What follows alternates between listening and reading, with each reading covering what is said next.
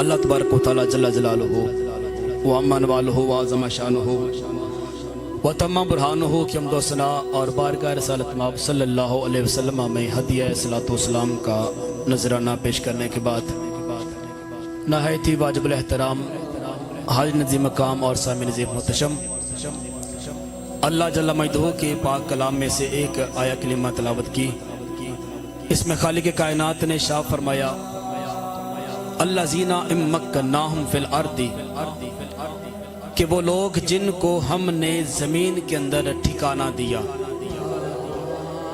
اقاموا الصلاۃ، تو وہ نماز کو قائم کرتے ہیں، وامروا بالمعروف، اور نیکی کا حکم دیتے ہیں، وینہوا عن المنکر، اور برے کاموں سے روکتے ہیں، وللہ عاقبۃ الامور، اور سارے فیصلے سارے معاملات اللہ ہی کی طرف لوٹ کر جانے والے ہیں۔ حضرات ذوالفقار، آج جمعۃ المبارک کا دن ہے۔ اسلامی سال کا یہ پہلا مہینہ محرم الحرام، اور اس کی آج 4 تاریخ ہے، اور انگریزی کے حساب سے اگست کا یہ مہینہ اس کی آج 13 تاریخ ہے۔ دونوں دن اسلامی تاریخ کے اندر بڑا ایک نام رکھتے ہیں۔ دونوں مہینے بالخصوص محرم کا مہینہ اور ادھر اگست کا مہینہ۔ آج کے جمعۃ المبارک پہ اکثر لوگوں کے ذہنوں میں یہ بات ہوگی، آپ کے بھی ہوگی، کہ اس جمعۃ المبارک کا موضوع جو ہے آیا کہ محرم الحرام کے حوالے سے ہوگا، یا کہ کل چونکہ 14 اگست وطن عزیز کی آزادی کا دن ہے اس حوالے سے ہوگا۔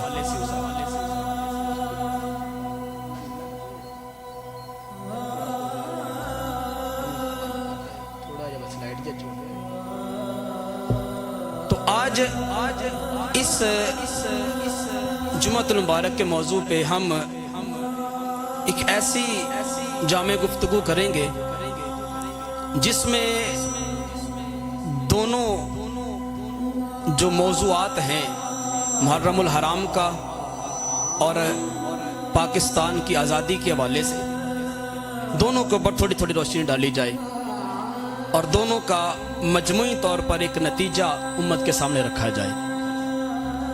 اگر ہم کربلا کے میدان کی طرف دیکھتے ہیں اور کربلا والوں کی جانثاری کو دیکھتے ہیں اور ان کے مقاصد اور ان کی اغراض کا مطالعہ کرتے ہیں، تو ہمیں یہ بات واضح ہوتی ہے کہ امام علی مقام حسین رضی اللہ تعالی عنہ اور آپ کے ساتھی کربلا کے میدان کے اندر نہ تو اپنے جاہ و جلال کے لیے گئے تھے، نہ اپنی برتری کے لیے گئے تھے، نہ اپنی ناموری اور شہرت کے لیے گئے تھے، نہ کسی زمین کے خطے کی حکومت کے لیے گئے تھے، نہ ہی کوئی تیسری غرض تھی۔ امام علی مقام کا کربلا کے میدان میں جانا اور وہاں پہ جا کے اپنے سمیت اپنے سارے ساتھیوں کو راہ خدا میں قربان کروا دینا، صرف پیچھے ایک ہی مقصد تھا کہ اودی آن رہ جائے، اودی شان رہ جائے، پامے ربے نہ چوک حسین دی پر نانے نہ زندہ اسلام رہ جائے۔ نانا جان کے دین کی بقا، آپ سرکار کے دین کی سلامتی اور آپ سرکار کے دین کا تحفظ، امام علی مقام کے نظریات میں، آپ کے عقائد میں یہ بنیادی عقیدہ اور بنیادی مقصد اور بنیادی غرض تھی۔ اور پھر اس غرض کو لے کر رہتی کائنات تک کے لوگ، آج تک مسلمان امام علی مقام کے اس نظریہ کو اپناتے ہوئے اور اس طریقہ کار کو اپناتے ہوئے اور اس نہج پر عمل کرتے ہوئے سینکڑوں نہیں، ہزاروں نہیں، لاکھوں نہیں، کروڑوں کی تعداد میں لوگ امام علی مقام کے نظریہ کی حفاظت کرتے ہوئے دین اسلام کی بقا اور دین اسلام کے پرچم کے اعلاء کے لیے اپنی جانیں قربان کرتے رہے، اور کربلا والوں کی یاد کو دوبارہ تازہ کرتے رہے۔ حضرات ذوالفقار، کربلا والوں کا مقصد کوئی دنیاوی جاہ و جلال، کوئی خطے کی ناموری اور حکومت نہ تھا، اور یہ بلکہ بالی کائنات صلی اللہ علیہ وسلم کے اگر ہم دور کا مطالعہ کریں اور آپ کے قریب جو صحابہ ہیں، ائمۃ المسلمین اور خلیفۃ المسلمین، خلفائے راشدین، اگر ہم ان کے ادوار کا بھی مطالعہ کریں تو ہمیں یہ بات روز روشن کی طرح واضح ہوتی ہے کہ اگر وہ جب بھی کسی میدان میں گئے ہیں، جب بھی کسی دشمن کے ساتھ معرکہ وجود میں آیا، تو اس سے پہلے صرف ایک ہی غرض ہوتی تھی کہ سرکار کا دین، اللہ تبارک و تعالیٰ کا جو دین ہے، اس کی سربلندی ہو جائے۔ اسی غرض سے بدر لگا، اسی غرض سے احد لگا، اسی مقصد کے لیے حنین کا معرکہ وجود میں آیا، اسی لیے جنگ یمامہ پیش آئی، اور اسی لیے کربلا کا معرکہ وجود میں آیا۔ حضرات ذوالفقار، اس کی بہترین مثال ہمیں آپ سرکار کے دور سے یوں ملتی ہے۔ آپ سرکار جب مدینہ منورہ تشریف لے کے گئے، ابتدائی ایام، ابتدائی مہینے ابھی مدینہ منورہ میں سرکار کے ہیں۔ جب اسلام کو غلبہ ملا اور مسلمانوں کی تعداد بڑی کثرت ہوئی، تو سرکار نے صحابہ کرام سے فرمایا کہ اب مدینہ کے اندر جو یہودی اور نصرانی موجود ہیں، سابقہ لوگ، ان کو دین اسلام کی دعوت دی جائے۔ اگر وہ داخل ہوتے ہیں تو ٹھیک ہے اسلام کے اندر، نہیں تو پھر ان کے خلاف کوئی دوسرا لایا عمل استعمال کیا جائے۔ ابو ہریرہ فرماتے ہیں کہ ہم سرکار کے ساتھ تمام مضافات میں جتنے بھی یہودی اور نصرانی تھے ان کے پاس گئے، جا کے سرکار نے ان سے فرمایا، اے مضافات مدینہ کے رہنے والے یہودیوں، اے نصرانیوں، اسلموا تسلموا، اسلام لے آؤ تم سلامت رہو گے۔ یہود و نصارہ نے کہا، چونکہ ان کے پاس طاقت تھی، وہ شروع کے رہائشی تھے، اور وہ یہ سمجھتے تھے کہ ہم یہاں کے مستقل رہنے والے ہیں، تو لہٰذا ہمیں یہاں سے اکھاڑ کون سکتا ہے۔ انہوں نے کہا، اے ابوالقاسم، آپ نے جو پیغام دینا تھا ہمیں دے دیا، آپ کا کام تھا ہمیں دعوت دینا، سو دے دی، اب آپ اپنا کام کریں، ہمیں اپنا کام کرنے دیں۔ یعنی سرکار کے فرمان کو سن کر ان لوگوں نے سرکار کے اس عمل پر، سرکار کے اس حکم پر کوئی عمل نہ کیا اور پس پشت ڈال دیا۔ دوسری مرتبہ سرکار نے پھر فرمایا کہ اے یہود و نصارہ، اسلموا تسلموا، اسلام لے آؤ سلامت رہو گے۔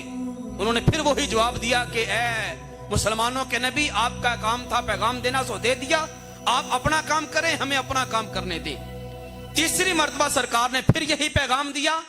جب انہوں نے وہی جواب دیا تو سرکار نے فرمایا، میں مسلمانوں کا امیر، مسلمانوں کا نبی، خدا کا رسول ہوتے ہوئے اس بات کا اب حکم نامہ جاری کرتا ہوں، اور میں تمہیں یہ پیغام دیتا ہوں کہ یہ جتنی بھی روئے زمین ہے، مشرق سے لے کر مغرب تک، شمال سے لے کر جنوب تک، اس کائنات کا، اس زمین کا ایک ایک انچ تک رب ذوالجلال کی ملکیت ہے۔ اس کا وہی خالق اور اس کا وہ مالک ہے۔ اس نے اپنے اختیار سے محمد مصطفیٰ کو اس روئے زمین کا مالک اور وارث بنا دیا ہے۔ اب تمہارے لیے میرا حکم یہ ہے کہ مدینہ منورہ کے اندر تمہارے لیے رہنا ہمیں بالکل وارا نہیں ہے، اپنا انتظام کرو، اور جتنا بھی جلدی ہو سکے مدینہ کی زمین کو چھوڑو اور کہیں دور دراز علاقوں میں چلے جاؤ۔ چونکہ تم نے مدینہ میں رہ کر دار اسلام میں داخل نہیں ہونا، تو تم یہاں سے باہر نکل جاؤ۔ آخر کار ان لوگوں کو یا تو دار اسلام میں داخل ہونا پڑا، یا پھر ان کو مدینہ چھوڑ کر دور دراز کے علاقوں میں جانا پڑا۔ یہ حدیث مبارکہ اس بات کی شاہد اور گواہ اور دلیل بنتی ہے کہ اس روئے زمین کے اوپر جو ملکیت ہے، اس روئے زمین کی جو وارث ذات ہے، ابتداءً خالق کائنات کی ذات ہے، پھر اس کے بعد خالق کائنات نے اس زمین کا مالک اور وارث اپنے پیر محبوب اور مصطفیٰ کو بنا دیا ہے۔ اب اس روئے زمین کا مالک اور وارث اور اس کو پر حکومت اب سرکار کی کس لیے رکھی گئی؟ صرف ایک ہی مقصد تھا، اس روئے زمین کے اوپر سرکار کی حکومت کا، اور اس کے بعد خالق کائنات نے فرمایا، الذین امکناہم فی الارض، قیامت تک آنے والے وہ لوگ جو اس روئے زمین کے اوپر حکومت کریں گے، فرمایا उनकी हुकूमत का सिर्फ एक ही मकसद है, अकामुस्सलात, वो अपनी हुकूमत में मुसलमानों के अंदर नमाज की पाबंदी करवाएं। ये नमाज की पाबंदी इशारा है दीन के क़याम की तरफ, कि दीन इस्लाम को कायम करवाएं। जिस तरह उमर फारूक रज़ियल्लाहु ताला अन्हु ने भी इस तरफ इशारा फरमाया था, जब आप मसनद खिलाफत में बैठे तो सबसे पहला ऐलान आपने ये फरमाया था अपने गवर्नरों के नाम कि मैं अमीरुल मोमिनीन उमर फारूक होते हुए तुम्हें ये पैगाम देता हूँ कि तुमने अपने अपने इलाकों के अंदर नमाज का एहतमाम करवाना होगा और इसकी पाबंदी करवानी होगी। अगर इस मामले में तुम कामयाब हो गए तो बाकी के सारे मामलात में कामयाब हो जाओगे, इसमें नाकाम हुए तो बाकी के सारे मामलात में नाकाम और खसारे में चले जाओगे। तो गोया अकामुस्सलात एक लफ्ज है, इसके पीछे पूरे दीन इस्लाम की बका और उसकी जो ना वो उसके ऊपर मुदावमत और हमेशगी ये यहाँ से साबित होती है। इसी तरह फरमाया कि जब दुनिया के ऊपर मुसलमानों की हुकूमत कायम हो जाए, जिन लोगों के पास इख्तियार हो उनको दूसरा हुक्मनामा ये जारी होता है कि वह अमरू बिल मारूफ, अच्छाई का हुक्म दे। जब भी किसी को कोई मशवरा दे तो अच्छा मशवरा दे। मुआशरे में, दुनियादारी में अगर कोई बुराई देखे तो उसको अपने हाथ से, अपनी जुबान से, अपने दिल से बुरा जाने और उसको रोकने की कोशिश करे। और फरमाया कि तीसरा वनहू अनिल मुनकर, हर बुरे काम से अवाम को रोके।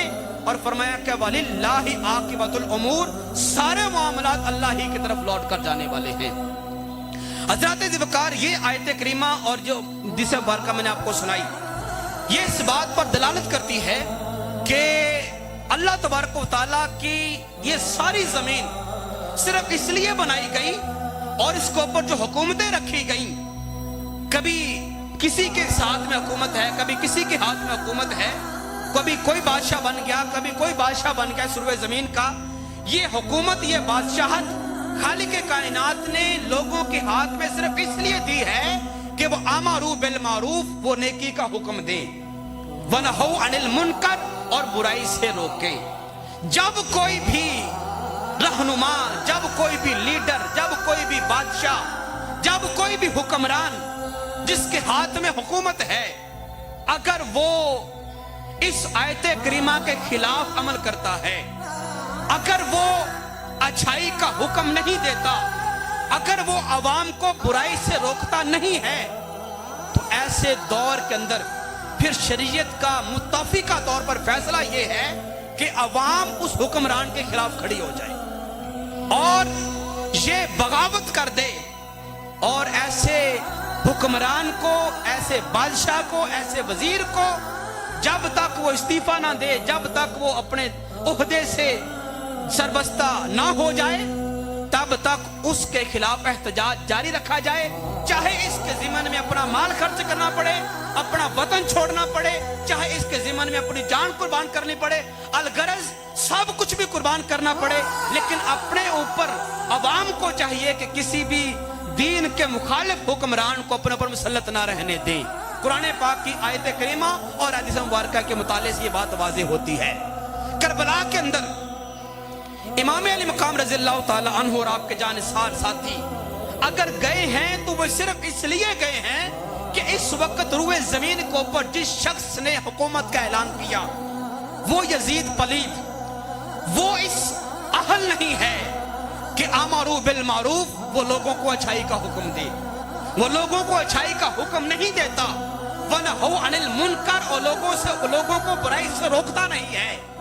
इसलिए उसके खिलाफ इस वक्त अपना सब कुछ अगरचे कुर्बान हो जाए, लेकिन उसके खिलाफ जाके मैदान अमल में खड़े होना ये हुसैन इब्ने अली का जो फर्ज और इसका फरीजा बनता है। इसी गरज से इमाम अली मकाम यजीद की बगावत करते हुए और उसके सामने कलमातुल्लाह के ऐला का आप प्रचार करते हुए करबला के मैदान में जाके खड़े हो गए। 72 जानिसारों के समेत आप 22,000 के लश्कर के सामने डटने की सलाहियत और ताकत रखते हैं, अपना सब कुछ कुर्बान कर दिया, लेकिन ऐसे शख्स की बैत ना की और ऐसे शख्स की हुकूमत को तस्लीम ना किया जो इस्लाम की हदों को पामाल करने वाला शख्स था। हज़रत ज़िबकार ये एक तरीकाकार और ये एक असलूब اہل بیت نے امت کو دیا. اب امت اس عمل کے اوپر عمل پیرا ہوتے ہوئے آج صدیاں بیت گئیں، اپنی جانوں کے نذرانے خدا کی بارگاہ میں پیش کر رہی ہے. جب بھی کسی بھی دور کے اندر کسی ظالم شخص نے حکومت کا دعویٰ کیا اور دین کے خلاف بغاوت کی، وقت کے علماء، وقت کے اولیاء، وقت کے صحابی، وقت کے تابعی اور وقت کے مومن حضرات ہر اس بالغی شخص کا آگے سے محاصرہ کرتے رہے، اس کا مقابلہ کرتے رہے اور اس کے خلاف بغاوت کرتے رہے اور دین اسلام کی خاطر اپنی جانوں کو تو جان افزائی کا سپرد کر دیا، لیکن دین اسلام کو پر کبھی آنچ نہیں آنے دی. حضرات وقار، یہ کربلا والوں کا پیغام ہے امت مصطفیٰ کے نام. یہی تاریخ اور یہی پس منظر اور یہی نظریہ ہمیں قیام پاکستان کے حوالے سے بھی ملتا ہے. حضرات وقار، 1000 سالہ حکومت ہے مغل سلطنت کی اس بر صغیر کے اوپر. اس سے اگر ہم پیچھے کی بات کریں تو سلطنت عثمانیہ نے 3 بر اعظموں کے اوپر 600 سال تک حکومت کی. تو یہ بر اعظموں کے اوپر حکومت اور بر صغیر کے اوپر مسلمانوں کی حکومت یہ تب تک دوام میں رہی جب تک مسلمان کلمۃ اللہ کا اعلان کرتے رہے اور جب تک مسلمان دین اسلام کے بقا کے لیے کام کرتے رہے. آخر کار وقت کی سازش اور لوگوں کی سازشوں نے جب کام کرنا شروع کیا، پاکستان، ہندوستان، بر صغیر کے اندر جب برطانیہ کا انگریز آیا تو برطانیہ کے انگریز نے آ کر مسلمانوں کی اس اجتماعی طاقت کو توڑنے کی کوشش کی. اجتماعی طاقت کو، یہ بر صغیر کا جو علاقہ ہے یہ آپ سرکار کا جب دور حیات تھا، آپ سرکار کے بعد جب خلفائے راشدین کا دور تھا، اصل میں حالانکہ یہاں پہ کوئی صحابی نہیں آیا، اس بر صغیر کے علاقے کے اندر کوئی تابعی نہیں آیا، لیکن پھر بھی اسلام اوائل دور کے اندر اس بر صغیر کے خطے میں شامل ہو گیا تھا اور داخل ہو گیا تھا. جب وہ وقت تھا جب اہل حجاز کے کچھ لوگ، مکہ المکرمہ سے چلے ہوئے کچھ لوگ بر صغیر سندھ کے علاقہ میں آئے. یہ اس وقت کی بات ہے جب ابھی تابعین کا زمانہ اس وقت موجود تھا، تابعین دور حیات، ان کا دور حیات موجود تھا. جب وہ 21 افراد سندھ کے علاقہ میں آئے تو سندھ کے علاقے کا جو بادشاہ تھا اور جو وہاں کا وڈیرا جو چودھری تھا، راجہ دہر اس کا نام ہے، اس نے ان 21 مسلمانوں کو گرفتار کیا، ان کا مال تجارت چھینا، ان کو لوٹا، عزتوں کو پامال کیا. یہاں قید خانے کے اندر بیٹھ کر ایک عورت، ناہید اس کا نام ہے، اس ناہید نامی عورت نے ایک خط لکھا حجاج ابن یوسف کے نام. اے وقت کے حکمران، اے مسلمانوں کے لیڈر، میں مسلمان قوم کی بیٹی اور سندھ کے اندر راجہ دہر کی قید کے اندر ہوں، اہل حجاز سے آؤ اور آ کے مجھے یہاں سے چھڑا کے لے کے جاؤ. تاریخ گواہ ہے حجاج ابن یوسف نے اپنے بھتیجے محمد بن قاسم کو بھیجا. محمد بن قاسم حجاج کا بھتیجا بھی اور اس کا داماد بھی. یہ 17 سال کا نوجوان حجاز سے چلا اور سندھ تک علاقے فتح کرتے ہوئے آیا اور سندھ میں آ کے راجہ دہر کو گرفتار کیا، اس کی سلطنت کو توڑا. جو حجاز کے قیدی اس کی قید میں تھے ان کو چھڑایا. جب لوگ ان سے پوچھنے لگے بھی تم ہو کون، کہاں سے آئے ہو، محمد بن قاسم کے ساتھیوں نے کہا ہم حجاز سے آئے ہیں، ہم مکہ المکرمہ سے آئے ہیں. وہ کیسا شہر ہے، وہاں کے رہنے والے کیسے ہیں؟ تو کہا وہ مسلمانوں کا شہر ہے، وہاں اللہ کے نبی مبعوث ہوئے، والی کائنات کا وہ جائے اقامت اور جائے پیدائش شہر ہے، اور سرکار نے ہمیں آ کے اسلام کی دعوت دی ہے، ہم مسلمان ہیں. جب ہی محمد بن قاسم نے یہ پیغام سندھ کے لوگوں کو دیا، پہلا قاصد اسلام کا اور پہلا پیغام رسا اسلام کا محمد بن قاسم اس بر صغیر کی روح زمین کو پر آیا. اس نے آ کے اسلام کی دعوت دی. سینکڑوں کی تعداد میں سندھ کے علاقے میں پھر لوگ مسلمان ہوئے. اسلام تو اسی وقت اس زمانے میں آ گیا تھا اس بر صغیر کے اندر، لیکن پھر اس کے بعد علماء کرام، اس وقت کے بڑے بڑے علماء کرام، حضور داتا صاحب کا زمانہ پھر آیا. داتا صاحب نے آ کے بر صغیر کے اندر ڈیرا لگایا اور سارے علاقے کے اندر دین اسلام کے اشاعت کا کام کیا، دین اسلام کو پھیلایا. اس کے بعد پھر خواجہ معین الدین چشتی اجمیری رضی اللہ تعالیٰ عنہ آپ نے سندھ کے اپنے انڈیا کے اندر جا کے اپنا مسکن بنایا اور وہاں پہ جا کے دین کا کام کیا. بابا فرید علیہ رحمہ ان جیسے بزرگ ترین جو ہستیاں تھی انہوں نے آ کے بر صغیر کے اندر دین کا کام کیا اور ایک ایک کونے کے اندر ہر گھر میں ان بزرگان دین نے اور اولیاء کرام نے دین کا پیغام کما حقہ پہنچا دیا. الغرض اس کے ساتھ ساتھ تاریخ کے جروکوں میں یہ بھی بات موجود ہے کہ پھر محمد بن قاسم کے وصال کے بعد اس کے یہاں سے رخصت ہو جانے کے بعد جب ملک اس بر صغیر کے اندر سلطنت مغلیہ کا قیام ہوا تو 1000 سال تک یہ سلطنت مسلمانوں کی اور مسلمانوں کے یہ بادشاہ اور ان کے رہنما اس بر صغیر کے اوپر حکومت کرتے رہے. بر صغیر کے سکھ اور بر صغیر کے سارے ہندو مسلمانوں کے ماتحت رہ کر یہ 1000 سال کا زمانہ انہوں نے گزارا. یہ 1000 سال کا زمانہ گزرا. آخر کار چلتے زمانہ جب 1857 کا آیا. 1857 کے اندر جب جنگ آزادی ہوئی انگریز نے آ کے مسلمانوں کی طاقت کو توڑا اور مسلمانوں کے اندر عیاشی کو فحاشی کو اور برائی کو رواج دے دیا اور مسلمان رہنما جو تھے اور مسلمان بادشاہ جو تھے ان کو جب خرید لیا تو اس وقت ہندو جو قوم تھی انہوں نے انگریز کا ساتھ دینا شروع کر دیا. انہوں نے اس بات کا عہد کر لیا اپنے ہی اندر کہ 1000 سال جو ہم نے مسلمانوں کی غلامی میں گزارا یہ اس 1000 سال کا بدلہ ہم آئندہ سالوں میں مسلمانوں سے لیں گے. آخر کار انگریز نے جب ایسٹ کمپنیاں کے وہ لیڈر تھے انگریز جو آئے اس بر صغیر کے اندر مسلمانوں کی حکومت کو آہستہ آہستہ توڑنا شروع کر دیا. آخر کار نوبت یہاں تک آ گئی جتنے بھی عہدے مسلمانوں کے پاس تھے بادشاہت کے خلافت کے امارت کے بڑے بڑے جتنے بھی عہدے مسلمانوں کے پاس تھے ہندوؤں کی چالاکی اور انگریزوں کی سازشوں کے بعد وہ سارے عہدے مسلمانوں سے چھین لیے گئے.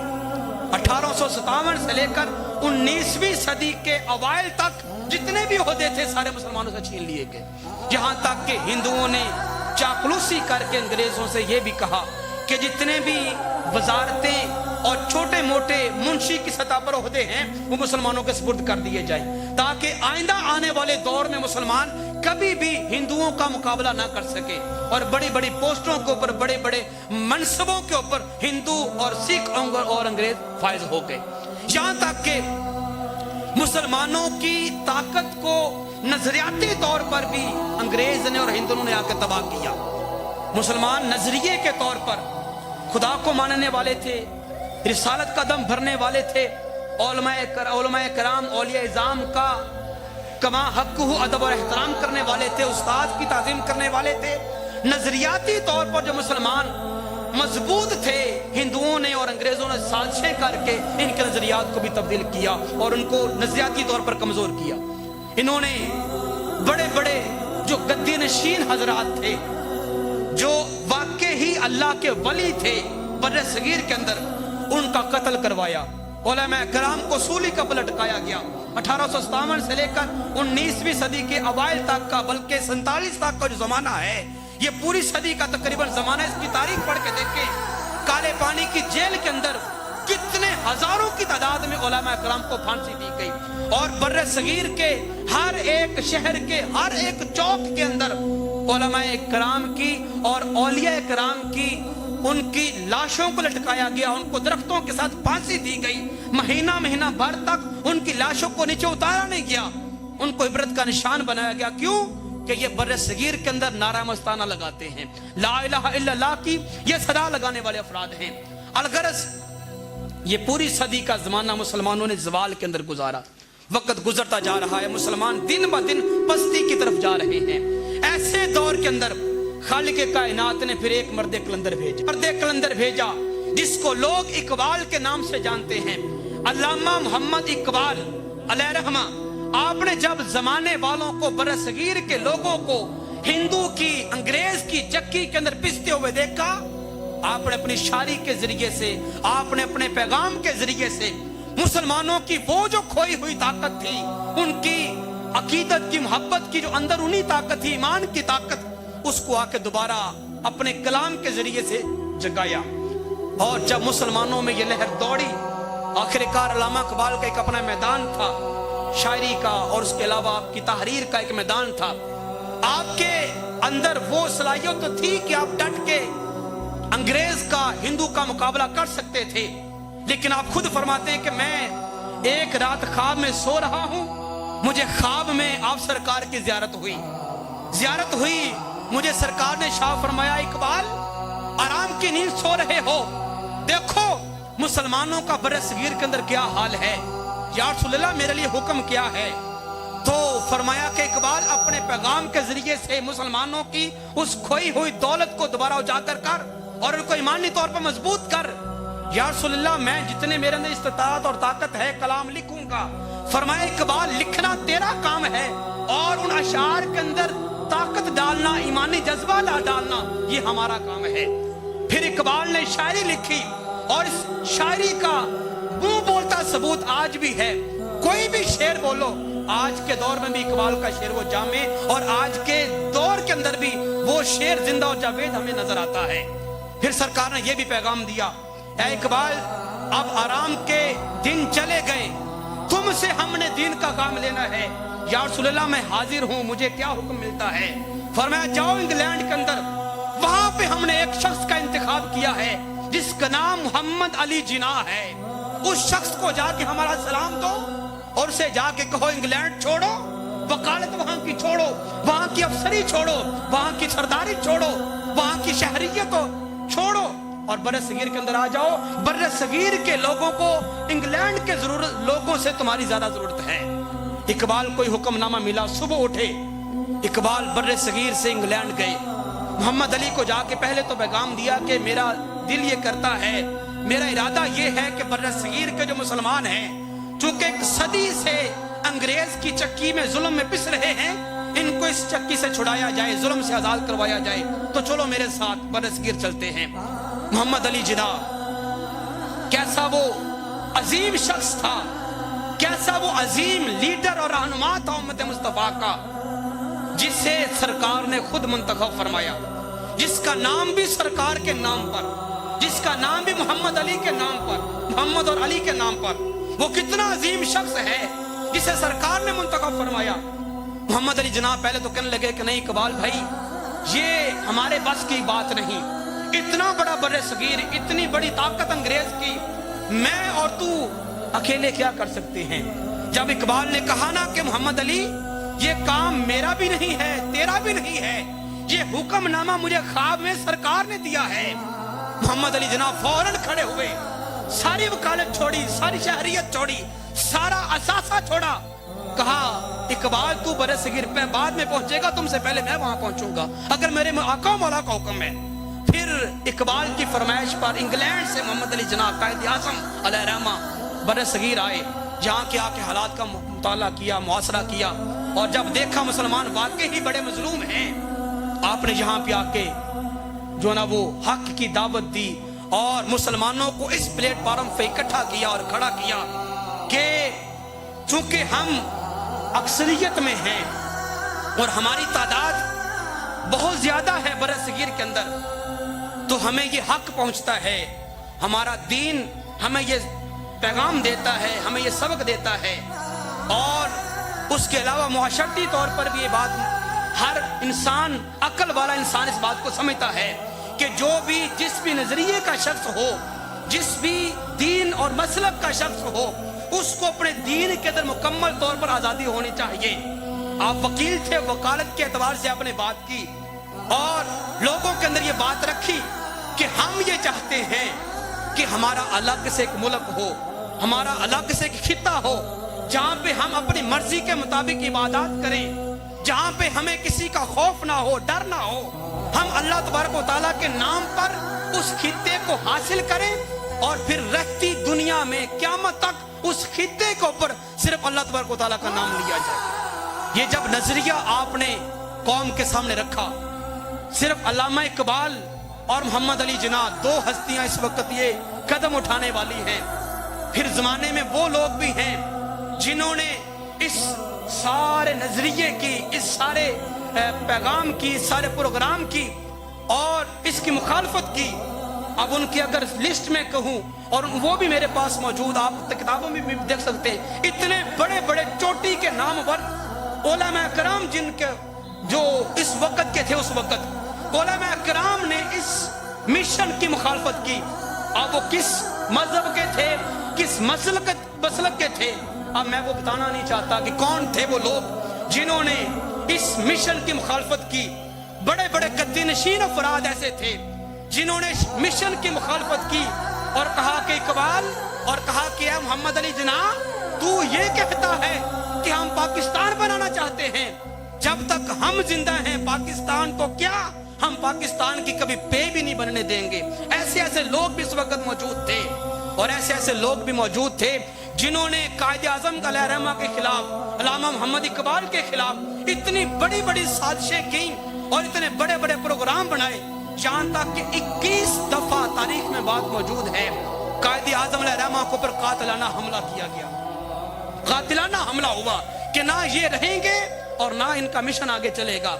अल्लाह को ये तो बात पहले से मंजूर थी कि इकबाल अलैहिर्रहमा को 1938 के अंदर अपने पास बुला लिया।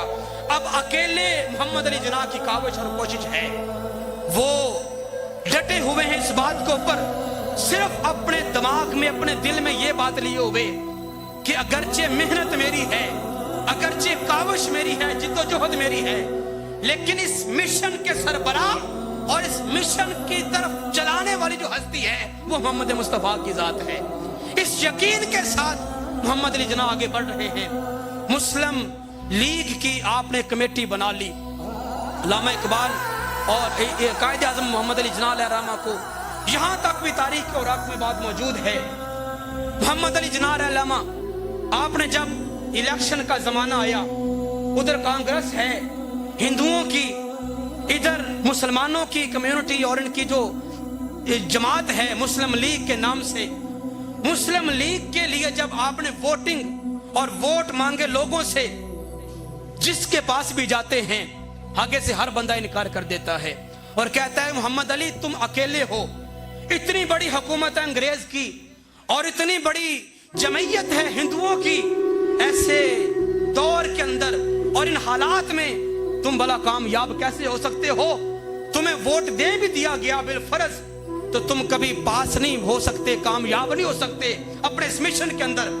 अलगरज दिन के वक्त आप मायूस होते हैं और शाम को गुम्बदे खजरा की तरफ मुंह करके सरकार की बारगाह में इल्तिजा करते हैं, या रसूल अल्लाह, जिसकी तरफ भी मैं जाता हूं और जिससे भी तेरे नाम पर वोट मांगता हूं और तेरे दीन के बका और इस खित्ते की बना के लिए मैं जिससे भी अपील करता हूं, हर बंदा मुझे आगे से दुत्कार के कहता है कि मोहम्मद अली जिना ये तेरे बस की बात नहीं, तू इस मिशन से पीछे हट जा, तू अकेला शख्स इतना बड़ा काम ना कर पाएगा। मायूस हो जाते हैं, लेकिन गुम्बदे खजरा से सहारा आता है। मोहम्मद अली जिना परेशान नहीं होना, हम तेरे सर पे मौजूद हैं, हम तेरे मिशन को कामयाब करके दिखाएंगे और रहती कायनात तक के लोगों को हम एक खिता दे के जाएंगे जिस खिते के अंदर सिर्फ और सिर्फ ला इलाहा इल्लल्लाह मुहम्मद रसूलुल्लाह की सदाएं सर बुलंद होंगी। हजरत ज़ुल्फ़िकार मोहम्मद अली जिना सरकार से ताईद लेकर, सहारा लेकर फिर अपने मिशन को आगे बढ़ाते हैं, यहां तक कि जब ऐन वो वक्त आया कि अब इलेक्शन होने वाले हैं, हफ्ता 10 महीने का टाइम बाकी है, इस दौर के अंदर जो लोग इस मिशन के खिलाफ थे मुसलमान, लेकिन खिलाफ थे अंग्रेज के पिट्ठू, उन्होंने अब अगली चालाकी ये की कि कायदे आजम अलैहिर्रहमा के खिलाफ ये साजिश की कि लोगों में ये मशहूर कर दिया जाए कि कायदे आजम तो मुसलमान ही नहीं है, कायदे आजम तो मुसलमान ही नहीं है, कायदे आजम नहीं बल्कि माज़अल्लाह ये तो काफिर आजम है। ये फतवा लगा मोहम्मद अली जिना के ऊपर, ये तो काफिर आजम है।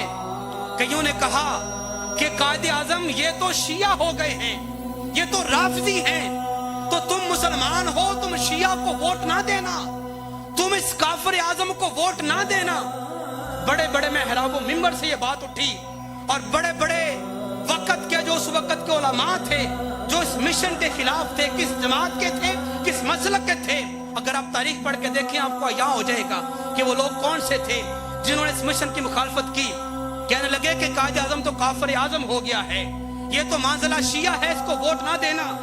آخرکار جب یہ صدمہ آپ کو پہنچا اور یہ بات آپ نے سنی، پھر آپ نے اجلاس کیا، اور اجلاس کے اندر آپ نے لوگوں کو یہ پیغام دیا اور ان کے نام یہ جملہ چھوڑا، فرمایا ہاں لوگوں، میں محمد علی جناح تو شیعہ ہو چکا ہوں، میں تو کافر ہو چکا ہوں بقول تمہارے، تو مجھے ووٹ نہ دو۔ ہاں وہ جو گاندھی، وہ جو کانگریس کا لیڈر اور رہنما گاندھی ہے، وہ جو ہندو، وہ جو پیشاب پینے والا گائے کا، وہ جو وہ گوبر کھانے والا گائے کا، وہ جو ناپاک نجس العین گاندھی ہے، اسے ووٹ دے دو، وہ تو سننی ہے نا۔ یہ تاریخی جملہ آپ نے بولا، ہاں میں تو شیعہ ہوں، مجھے ووٹ نہ دو، وہ گاندھی سننی ہے، اسے دے دو۔ اس طرح سے جب آپ نے لوگوں کی کیفیت کو بدلا، آخر کار الیکشن ہوئے، اس میں آپ کو اللہ تبارک و تعالیٰ نے جیت دی۔ وہ وقت بھی زمانے نے دیکھا، اتنی محنتوں کے بعد اور اتنی جد و جہد کے بعد وہ ٹائم بھی آیا جب رمضان کا مہینہ چل رہا تھا، آخری عشرہ چل رہا تھا۔ 27 رمضان کی رات کی تراویح افراد نے پڑھ لی تھی۔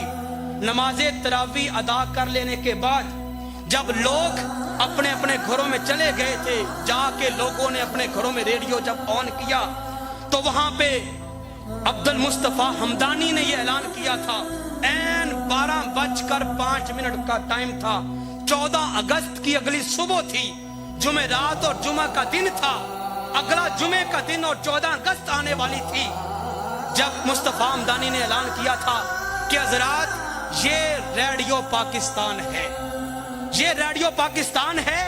ریڈیو پاکستان سے یہ صدا بلند ہوئی تھی کہ پاکستان مارز وجود میں آ گیا ہے، پاکستان کا قیام ہو گیا ہے، اور یہ نعرہ مستانہ بلند ہوا تھا کہ پاکستان کا مطلب کیا؟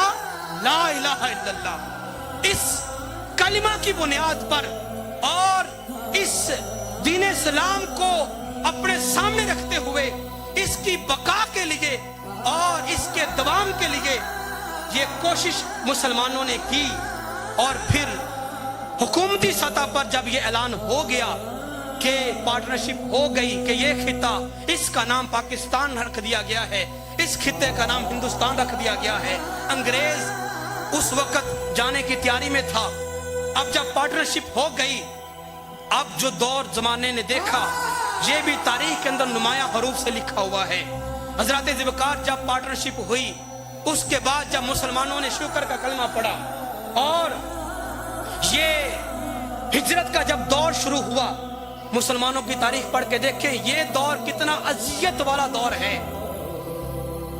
جب سے انسانیت کی تاریخ ہوئی، آدم سے لے کر اس وقت تک، آج تک ایسا زمانے نے نہیں دیکھا، اتنی بڑی ہجرت زمانے میں آج تک نہیں ہوئی۔ مکہ کے لوگوں نے بھی ہجرت کی تھی، اندلس کے لوگ بھی ہجرت کر کے چلے گئے تھے، عراق و ایران کے لوگوں نے پچھلے زمانے میں ہجرت کی، آپ نے اپنی حیات میں دیکھا۔ لیکن اتنی بڑی ہجرت جو پاکستان کے بنا کے وقت، اس کے قیام کے وقت مسلمانوں نے کی، 1.25 کروڑ افراد اس وقت مہاجر بنے، جو پاکستان سے کچھ ہجرت کر کے ہندوستان گئے اور ہندوستان سے ہجرت کر کے پاکستان آئے۔ 1.25 کروڑ لوگ اس وقت مہاجر تھے، اور مہاجرین میں کوئی بھی ایسا خاندان، کوئی بھی ایسا کنبہ، کوئی بھی ایسا جو نا وہ گھر نہیں تھا جس کے مکمل افراد صحیح سلامت اپنے علاقے یا اپنے ملک میں پاکستان میں پہنچے ہوں۔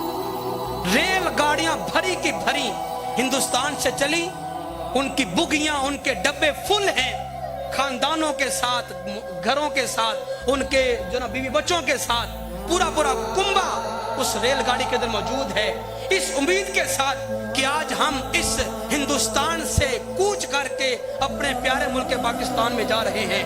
اس امید کے ساتھ وہ پاکستان کی طرف جانے لگے۔ جب وہ ہندوستان کی سرحد سے پاکستان کی طرف داخل ہونے والے ہیں کہ سکھوں نے حملے کر دیے، ہندوؤں نے حملے کر دیے۔ چلے تھے تو سارے حیات تھے، چلے تھے تو سب کی سانسیں چل رہی تھی، چلے تھے تو سب امید سے تھے، لیکن جب وہی ریل گاڑیاں پاکستان میں آئیں تو ایک بھی جان ان میں سلامت نہیں تھی، سارے سکھوں نے کاٹ دیے تھے، سارے شہید کر دیے تھے۔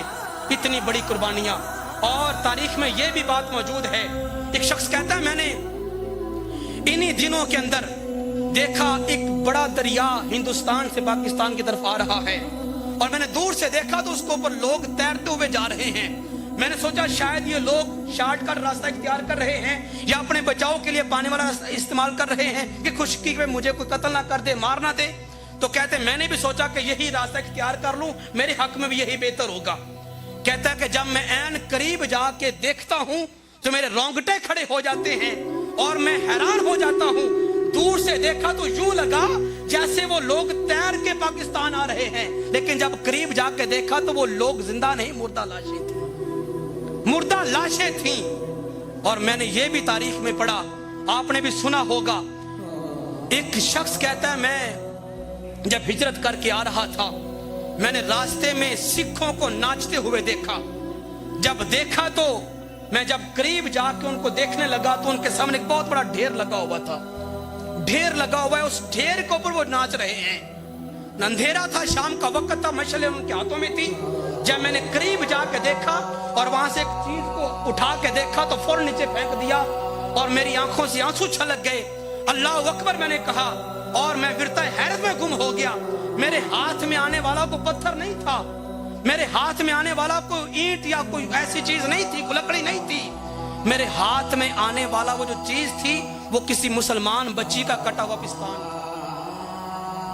1.25 لاکھ بچیوں کے پستان سکھوں نے کاٹ کے ڈھیر بنا کے اس کو پر ڈانس کیے ہیں۔ یہ قربانیاں ہماری ماؤں بہنوں نے دی ہیں، یہ قربانیاں ہمارے بڑوں نے دی ہیں۔ آج ہم نے تو بنے بنائے گھر میں آ کے اپنی رہائش اختیار کر لی نا۔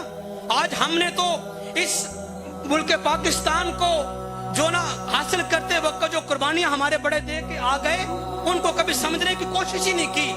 ہمیں تو بنا بنایا گلستان مل گیا، آج پھر بھی ہم بدقسمتی سے اس کے محافظ نہیں ہیں۔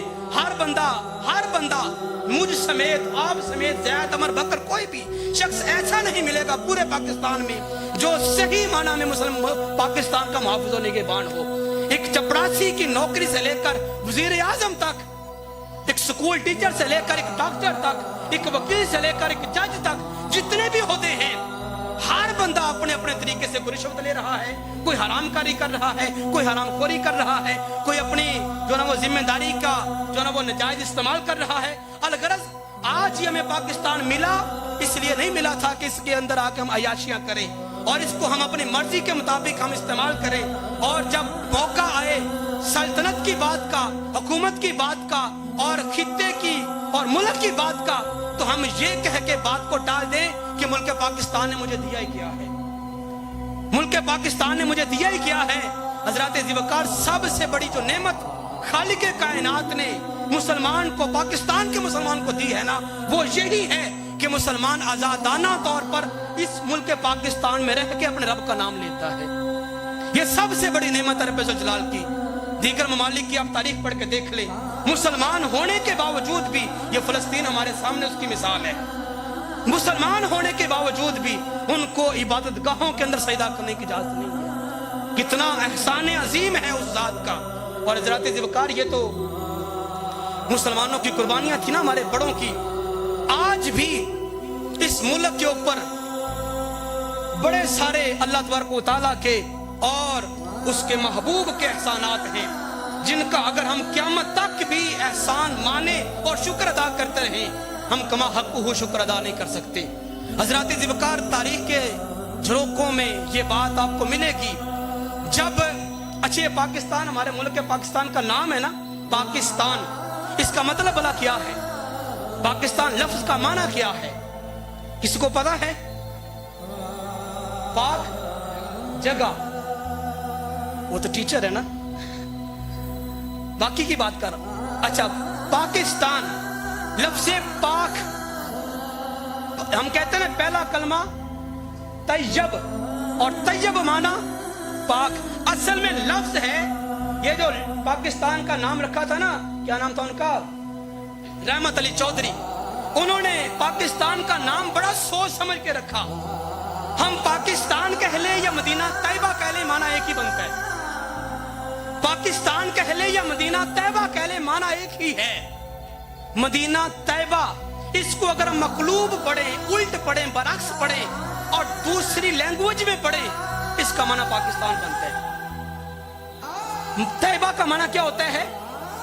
पहला कलमा तैयबा, तैयब तो तैयब माना पाक, तो तैयबा का माना क्या हुआ? पाक। तो पाकिस्तान के शुरू में क्या आ गया? पाक। अब मदीना को फारसी में क्या कहते हैं? अस्तान। क्या कहते हैं फारसी में? मदीना शहर को कहते हैं ना, शहर को। तो मदीना अरबी में शहर को मदीना कहते हैं और फारसी में क्या कहते हैं?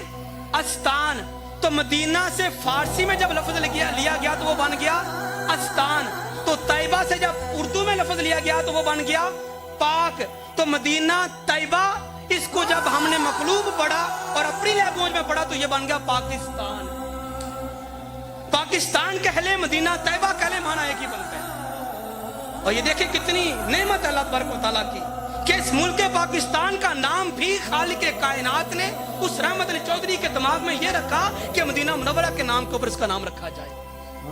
फिर इसके जो परचम का रंग है, सुभान अल्लाह, ये ग्रीन जो रंग है, ये उर्फे आम में तो ये ना मुसलमानों की अक्सरियत की तरफ इशारा करता है ना, लेकिन ये माखूज है, ये लिया गया है, ये रंग लिया गया है सरकार के गुम्बद खजरा से। चूंकि सरकार के गुम्बद का रंग सबज है तो हमारे पर्च में हिलाली का रंग भी सबज ही होगा। कितनी अता है अल्लाह तबारक व तआला की। इसीलिए मुसलमान जो मुहिब्बे वतन है उसके ऊपर ये बात फर्ज है कि कभी भी अपने पाकिस्तान की झंडी का जो ना वो उसकी बेअदबी ना करे, उसको नीचे ना गिरने दे, उसके ऊपर कदम ना रखे और उसके ऊपर जो ना वो किसी किस्म की ऐसी कुदरती जिम्मेदारी एहसानात अल्लाह तबारक। अब अगली बात एक और बनती की सुनाऊं आपको।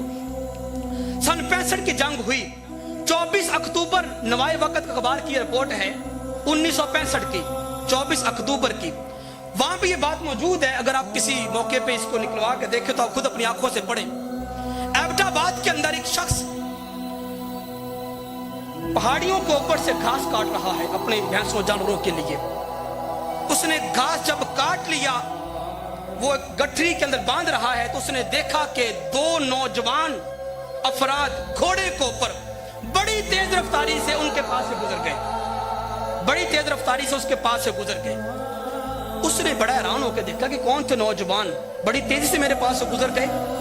थोड़ी देर गुजरी कि एक बुजुर्ग हस्ती, और वो भी घोड़े को तशरीफ फरमा है, उनके पास से जब तेजी के साथ गुजरने लगी ना, तो इस किसान ने उस घोड़े वाले को आवाज दे दी और फरमाया कि ओ अल्लाह वाले, कौन है इतनी तेजी से मेरे पास से गुजर रहा है?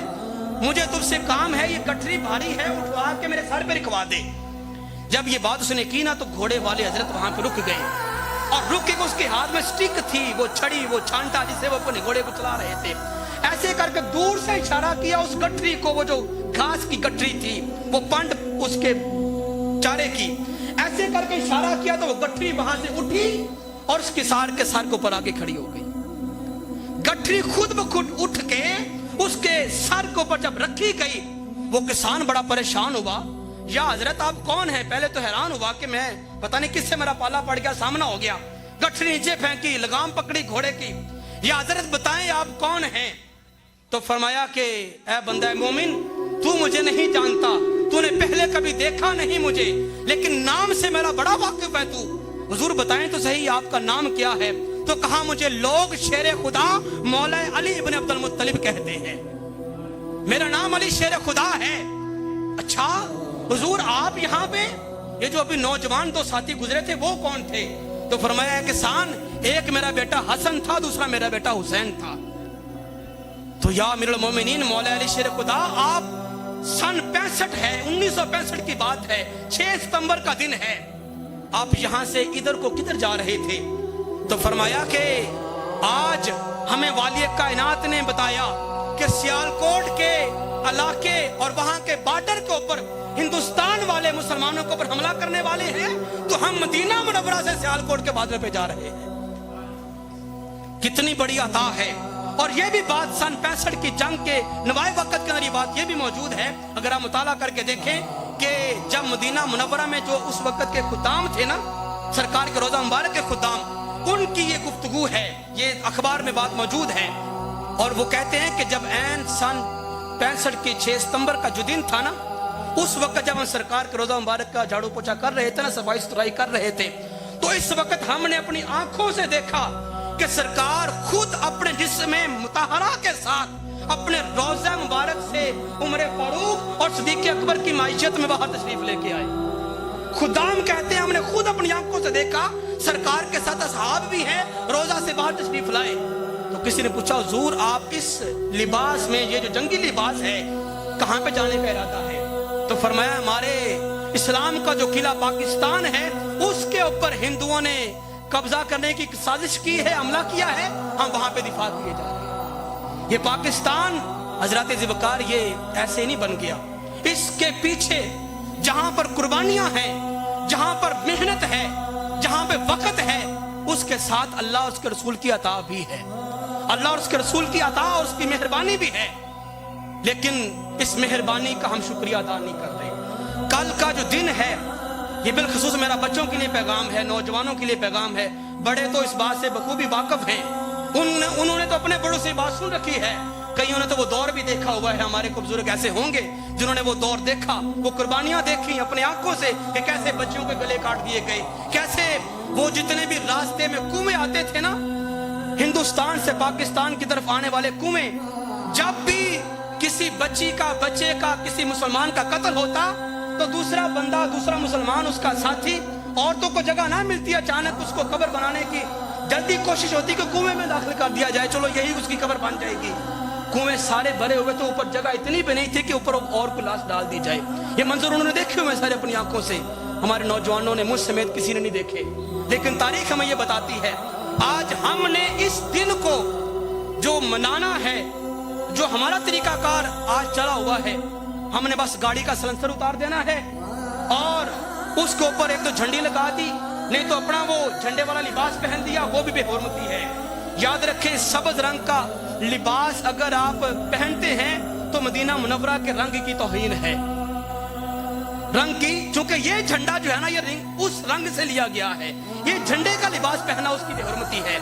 हमने हाथ में अपना बाजा ले लेना है मरासियों वाला और पां पां करते हुए जनाब कभी इधर को गाड़ी भगानी है, कभी उधर को गाड़ी भगानी है। ये मकसद नहीं है। 14 अगस्त का, पाकिस्तान की आज़ादी का और इस मुल्क के हुसूल के पीछे ये नजरिया नहीं था कि हमारे आने वाले बच्चे वो अपनी गाड़ियों को ऊपर पां पां करते हुए कभी इधर भागे कभी उधर भागे। हजरत ज़िवकार, ये मुल्क पाकिस्तान अल्लाह तबारक व तआला की बड़ी नेमत है, इस नेमत की कदर करें। अल्लाह तबारक व तआला हमें क़यामत तक, बल्कि हमारी आने वाली नस्लों को भी इसी तरह आज़ादाना तौर पर अपना और अपने प्यारे मुस्तफ़ा के दीन का और उसकी अपनी इबादत का यहाँ पे एहतमाम करने की तौफीक अता फरमाए। सरकार ने फरमाया, हुब्बुल वतनी मिनल ईमान, अपने वतन की मोहब्बत ये ईमान का हिस्सा है। जिसके दिल में अपने वतन की मोहब्बत कोई नहीं, वो बंदा कामिल तरीके